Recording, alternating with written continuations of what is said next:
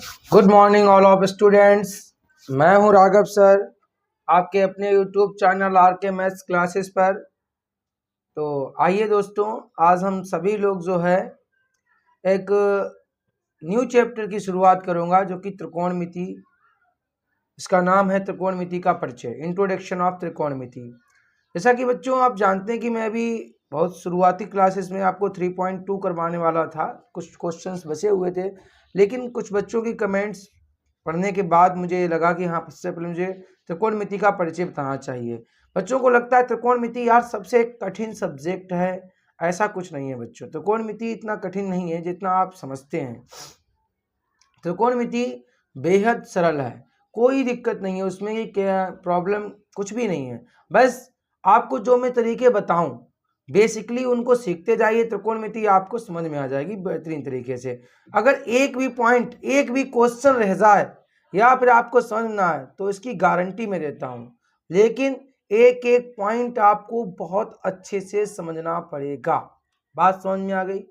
Introduction of त्रिकोणमिति, त्रिकोणमिति का परिचय मैं आपको एक एक स्टेप बाय स्टेप बहुत अच्छे तरीके से बताने वाला हूं। तो आइए तो शुरुआत करते हैं सभी लोग बेहतरीन तरीके से, अच्छे तरीके से शुरुआत करेंगे कि किस तरीके से मुझे देखना है। आइए देखते हैं त्रिकोणमिति का परिचय। त्रिकोण, जैसा कि आप देखते हैं इसमें लिखा हुआ है कि त्रिकोण। त्रि माने क्या होता है? त्रि माने होता है तीन। क्या होता है भाई? तीन। और कोण माने होता है बेटा एंगल, इंग्लिश में बोलता है एंगल। हिंदी में क्या बोलता है इसको? इंग्लिश में इसको बोलता है एंगल, हिंदी बोलता है कोण। क्या बेटा? त्रिकोण। और मिति माने होता है मेजरमेंट। क्या होता है भाई? मेजरमेंट। बोलो मेजरमेंट क्या होता है सर? मेजरमेंट माने होता है मापना। क्या होता है? मापना। अब बोलो मापना क्या होता है? अरे भाई मापना मतलब नापना, तौलना, है ना, एक ही बात है। नापना, नापना तो जानते ही होंगे आप। तो ये जो बोलते हैं मेजरमेंट, यानी कि तीन कोणों के बीच में, तीन कोणों के बीच में ही सब कुछ मापना है, निकालना है, सब उसी के बीच में करना है। उन्हीं तीन कोणों का परिचय। अरे यार हर के लोग तो हजारों कोण पढ़ डालती हैं, तीन कोणों की क्या औकात है ना। तो बहुत ही अच्छी तरीके से हम लोग इसको सीखने वाले हैं। आइए शुरुआत करते हैं जबरदस्त तरीके से त्रिकोणमिति की। तो सबसे पहले मैं आपको सिखाऊंगा कि त्रिकोणमिति का परिचय क्या है, त्रिकोणमिति क्या है। देखिए भाई, आइए सिखाते हैं आपको बेहतरीन तरीके से त्रिकोणमिति का परिचय। देखेंगे कि किस तरीके से हम त्रिकोणमिति को समझ पाएंगे कि त्रिकोणमिति क्या है। आइए समझते हैं भाई त्रिकोणमिति का परिचय। देखेंगे भाई त्रिकोणमिति का परिचय। सबसे पहले तो हम लोग त्रिकोणमिति का परिचय ओके देखते हैं भाई त्रिकोणमिति क्या है। आइए समझते हैं जबरदस्त तरीके से कि क्या है त्रिकोणमिति। कुछ भी नहीं है, बस व्यक्ति का सिर्फ टेंशन है, थोड़ा सा प्रॉब्लम है। आइए समझते हैं। या तो आपको समझाने वाले में थोड़ी प्रॉब्लम रहती है या आपको समझने में दिक्कत रहती है, और कुछ नहीं होता बच्चों, कोई भी टेंशन नहीं होता है। आइए समझते हैं इसको कि त्रिकोणमिति होता क्या है। देखिए भाई त्रिकोणमिति क्या होता है। सबसे पहले तो मैं आपको बता दूं कि त्रिकोणमिति जो होती है वो सिर्फ और सिर्फ, वैसे त्रिकोणमिति का एक ब्रॉड रूप है, लेकिन इन दिस टाइम पे त्रिकोणमिति आप पढ़ेंगे वो त्रिकोणमिति सिर्फ और सिर्फ राइट एंगल ट्रायंगल पर आधारित है। अब तुम बोलोगे सर ये राइट एंगल ट्रायंगल क्या होता है? अब तुम बोलोगे सर ये राइट एंगल ट्रायंगल क्या होता है भाई? तो बेटा राइट एंगल ट्रायंगल क्या होता है? ऐसा त्रिभुज जिसका एक कोण कैसा हो? 90 डिग्री का हो। ऐसा त्रिभुज जिसका एक कोण 90 डिग्री का हो, राइट। तो ऐसे त्रिभुज को हम क्या बोलते हैं? हम उसको, ऐसे त्रिभुज को समकोण त्रिभुज बोलते हैं। क्या बोलते हैं बेटा? समकोण त्रिभुज। क्या बोलते हैं? समकोण त्रिभुज। समकोण त्रिभुज। समकोण त्रिभुज को इंग्लिश में क्या कहते हैं बेटा? इसको बोलते हैं राइट एंगल ट्रायंगल। क्या बोलते हैं? Right angle triangle, right. तो आई होप आपको समझ में आ रहा होगा राइट एंगल ट्रायंगल। इसमें बेटा क्या होता है, इसको मान लेते ए, ये बी और ये सी, राइट। इसमें जो आप ये वाला भुजा देख रहे हैं बेटा, ये भुजा आप देख रहे हैं, इसको बोलता है लंब। क्या बोलता है भाई? इसको मैं लंब बोलता हूँ। इट मीन्स ये क्या होता है? परपेंडिकुलर। क्या होता है? परपेंडिकुलर होता है, परपेंडिकुलर होता है। अगर इसकी बात कर लें हम, ये वाला भुजा क्या होता है? तो ये भुजा जो होती है आपकी हाइपोटेनस होता है। क्या होता है भाई? हाइपोटेनस होता है, हाइपोटेनस, राइट। ये क्या होता है भाई? हाइपोटेनस होता है आपका, ये आपका जो है हाइपोटेनस होता है। बहुत ही अच्छी तरीके से क्लियरली हम लोग देखेंगे ये क्या होता है, हाइपोटेनस। और ये जो होता है प्यारे बच्चों, ये रहता है बेस। क्या रहता है भाई? ये बेस होता है, इसको बोलता है आधार। क्या बोलता है भाई? आधार बोलता है इसको हम। और ये जो होता है इसको मैं कर्ण बोलता हूँ, राइट। क्या बोलता हूँ? कर्ण।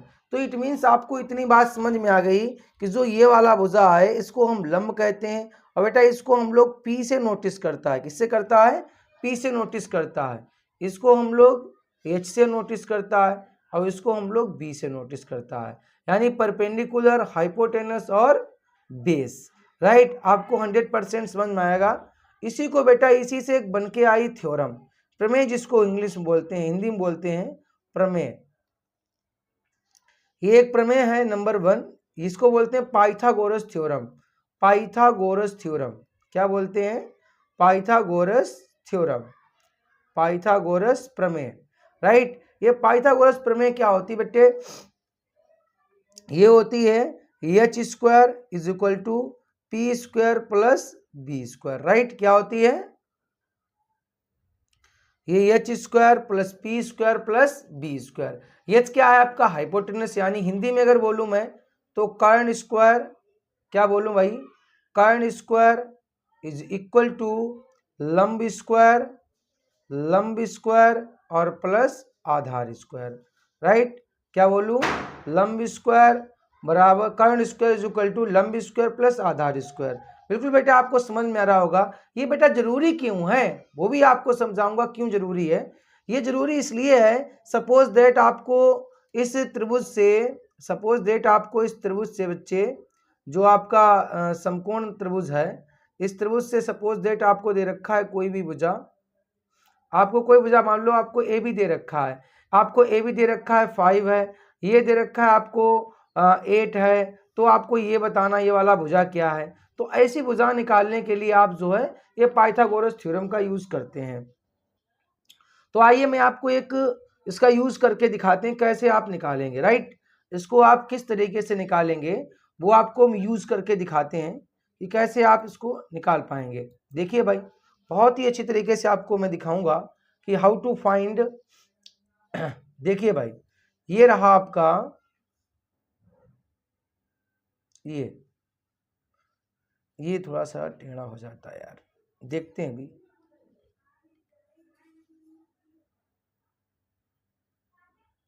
देखते हैं भाई इसको।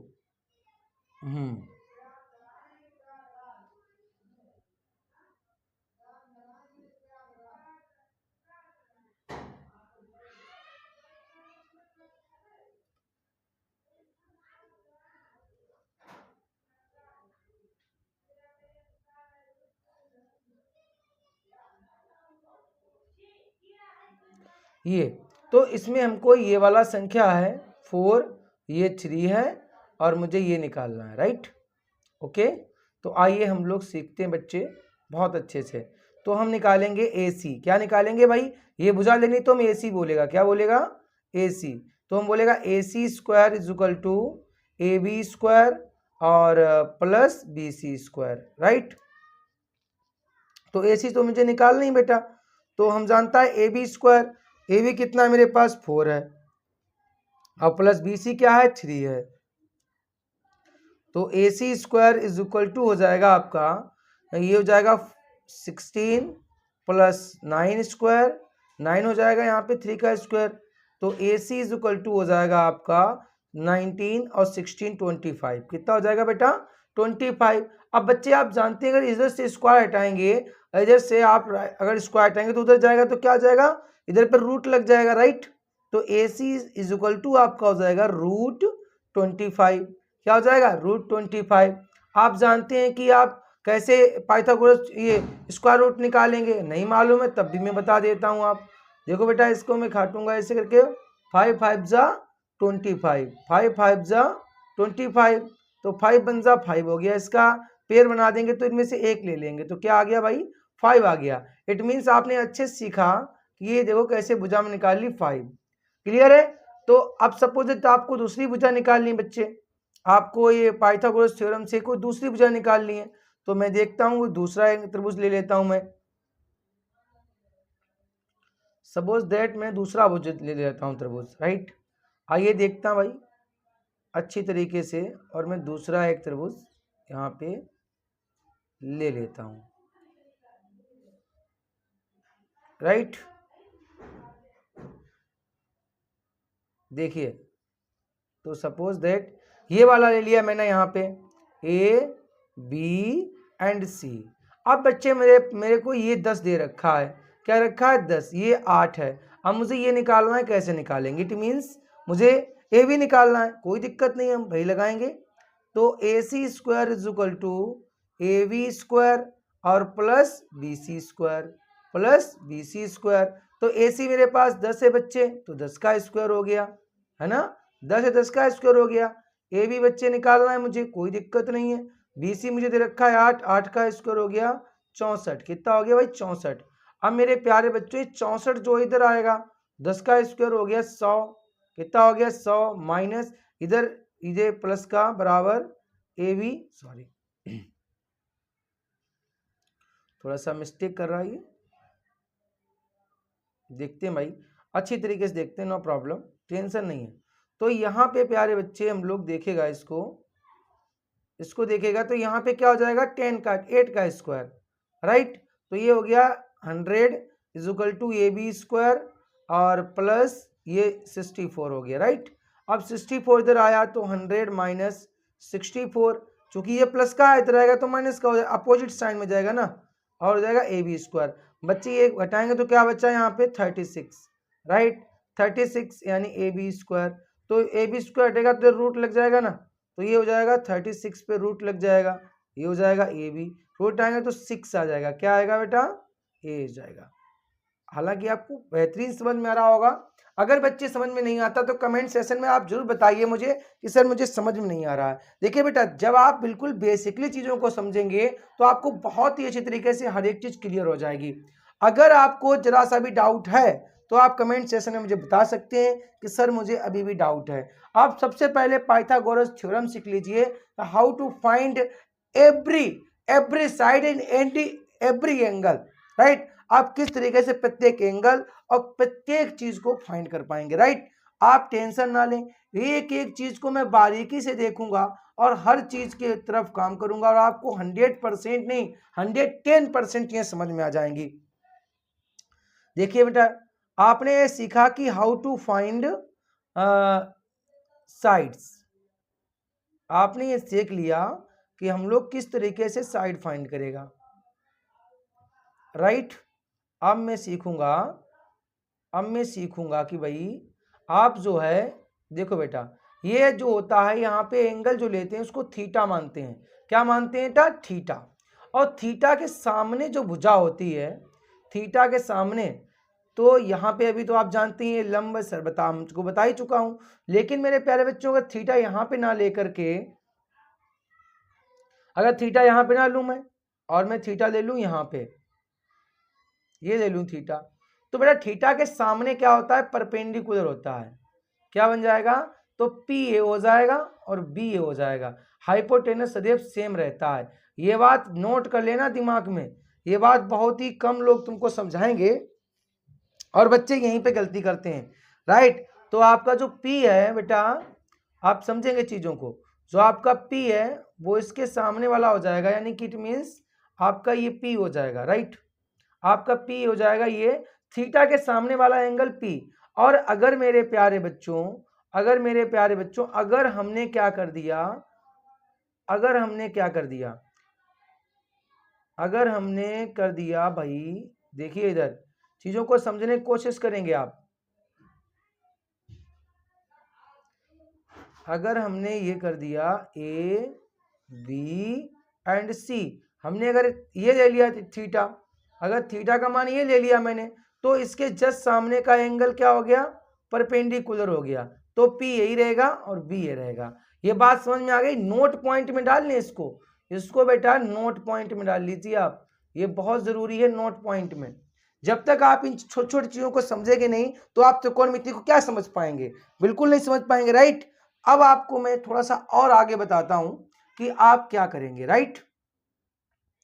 देखते हैं भाई, जबरदस्त तरीके से देखेंगे बेटा।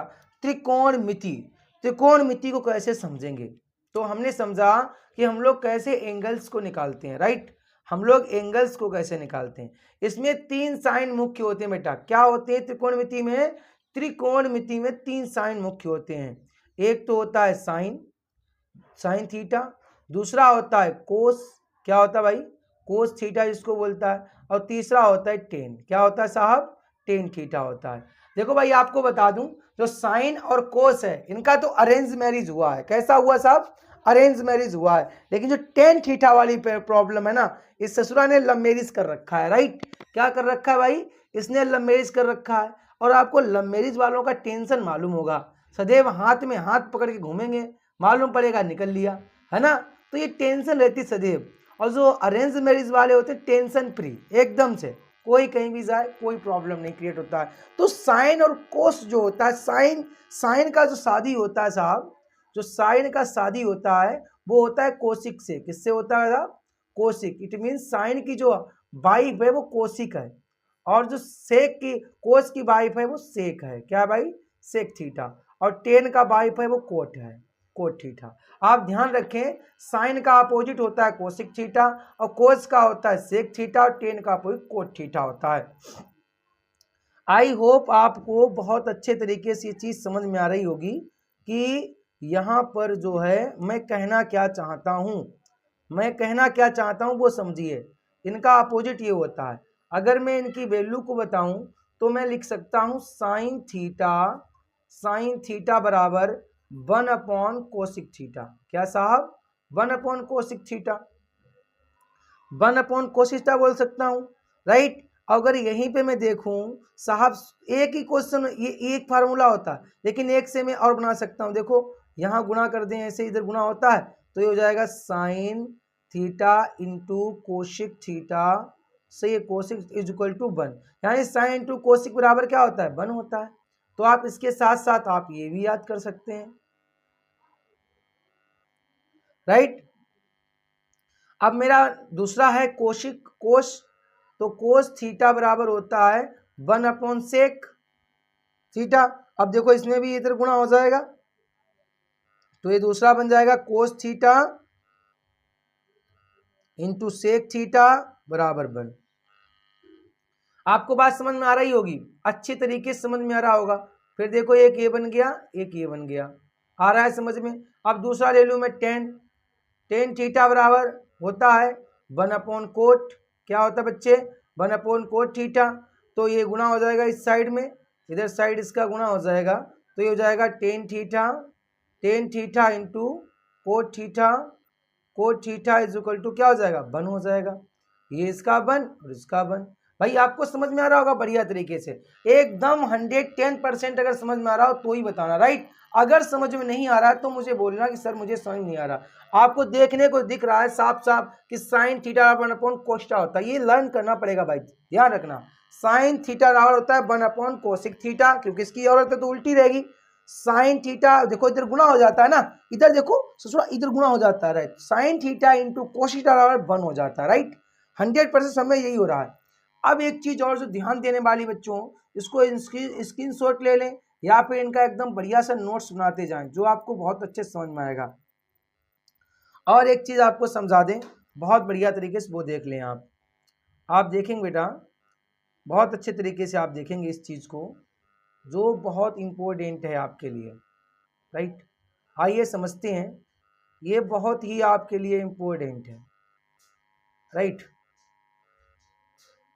बेहद जरूरी है साहब।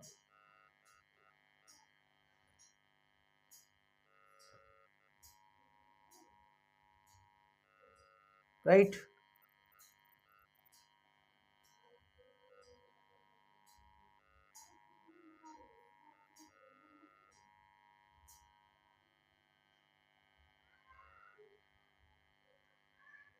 ये देखो साहब, अब इसमें क्या है, इसमें आप जानते ही ये क्या होता है, परपेंडिकुलर हाइपोटेनस बेस।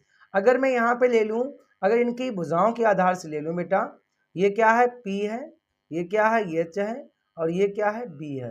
तो यहाँ पर मैं अगर साइन थीटा बराबर ले लूँ, साइन थीटा, तो साइन जस्ट जब ये रहता है, साइन परपेंडिकुलर अपॉन हाइपोटेनस, ये रहता है, ये तीर चलेगा, राइट। तो एक्शन समझिए, साइन थीटा क्या होता है, परपेंडिकुलर अपॉन हाइपोटेनस, राइट। ऐसे ही मैं कोस बराबर ले लूं, अब जब साइन बराबर परपेंडिकुलर हाइपोटेनस है तो इसकी पत्नी इसकी उल्टी होती है साहब, इसकी पत्नी इससे उल्टी होती है, यानी कि कोशिक। तो कोशिक का क्या हो जाएगा, इसका उल्टा हो जाएगा, कोई हाइपोटेनस अपॉन परपेंडिकुलर। बात समझ में आ रहा है ना। ऐसे ही मैं देख लूँ अगर कोस को, तो कोस बराबर क्या होता है साहब, ये कोस बराबर होता है, सही है, परपेंडिकुलर अपॉन हाइपोटेनस हो गया, हाइपोटेनस अपॉन बेस क्या हो जाएगा, हाइपोटेनस अपॉन बेस, की बेस अपॉन हाइपोटेनस क्या हो जाएगा भाई, परपेंडिकुलर अपॉन हाइपोटेनस। अब ये कैसे आप समझेंगे, एक होता है कि एक व्यक्ति ने बोला, भाई ऐसे तो याद होगा नहीं, पापा बीड़ी पियोगे, क्या बोला, पापा बीड़ी पियोगे, पापा बीड़ी पियोगे, उनने कहा हाँ हाँ बेटा, क्या बोला, हाँ हाँ बेटा, पापा यानी पी फोर पापा, बीड़ी बी फोर बीड़ी, और पी फोर पियोगे, पापा बीड़ी पियोगे, बोला हाँ हाँ बेटा, सही है, क्या हो गया, पापा बीड़ी बीड़ी पियोगे पियोगे, उन्होंने कहा हाँ हाँ बेटा, क्या बोला भाई, हाँ हाँ बेटा। तो ये हो गया पापा बीड़ी पियोगे, उन्होंने कहा हाँ हाँ बेटा, जल्दी लाओ यार फुक्की मार देता हूँ, है ना। तो देखो साइन होता है पहले तो परपेंडिकुलर अपॉन हाइपोटेनस, कोस चार बेस अपॉन हाइपोटेनस, क्या हो गया, बेस अपॉन हाइपोटेनस, और आ गया टेन साहब, तो टेन थीटा बराबर क्या है, तीसरा वाला परपेंडिकुलर अपॉन बेस, क्या है साहब, परपेंडिकुलर अपॉन बेस। अब देखो इनका उल्टा लिख दो सीधे सीधे, तो इसका कोस का क्या होता है, सेक होता है, तो सेक क्या क्या हो जाएगा, हाइपोटेनस अपॉन बेस, इनका उल्टा हो जाएगा जस्ट। ऐसे ही कोट का है, तो कोट बराबर क्या हो जाएगा आपका, बेस अपॉन हाइपोटेनस। देखो गलत लिख रहे हैं हम, है ना। तो ये हो जाएगा तुम्हारा, क्या हो जाएगा साहब, ये आपका इसका उल्टा कर दो, इसके पति का हस्बैंड का उल्टा है ना, तो पी हो जाएगा, बेस अपॉन परपेंडिकुलर। यहां तक की बातें आपको समझ में आ रही होंगी। पहले ये साइन वाला है, ये साइन वाला, ये कोस वाला, और ये टेन वाला, समझ गया, और उनके पत्नियों का उनका उल्टा कर दो। इट मीन्स मेरे प्यारे बच्चों, अगर आप अच्छी तरीके से इसको समझेंगे तो आपको 100 नहीं 110% समझ में आ रही होंगी और आएंगी भी। लेकिन मेरे प्यारे बच्चों ध्यान रखना, इसके ये बिल्कुल बेसिक है, क्या है भाई, बिल्कुल बेसिक मैं आपको समझाने की कोशिश कर रहा हूं। अब ये बेसिकली आप इसको 100% श्योरली से समझ लेंगे। अगर आपने इतना समझ लिया तो आपको आगे के क्वेश्चंस बहुत समझ में आ जाएंगे, और मैं आपको इसके आगे की नॉलेज नेक्स्ट वीडियो में बहुत ज़बरदस्त तरीके से, अगले वीडियो में चर्चा करूंगा, इसकी ज़बरदस्त तरीके से देखेंगे भाई किस तरीके से। और मैं गारंटी करता हूं कि अगले वीडियो में आपको इस तरीके क्वेश्चन बताऊंगा कि आपने जिंदगी में सोचा नहीं होगा कि सर ये इतना सरल तरीका त्रिकोणमिति का कोई दूसरा भी बना है क्या। चलो भाई, मिलते हैं हम लोग नेक्स्ट वीडियो में, तब तक के लिए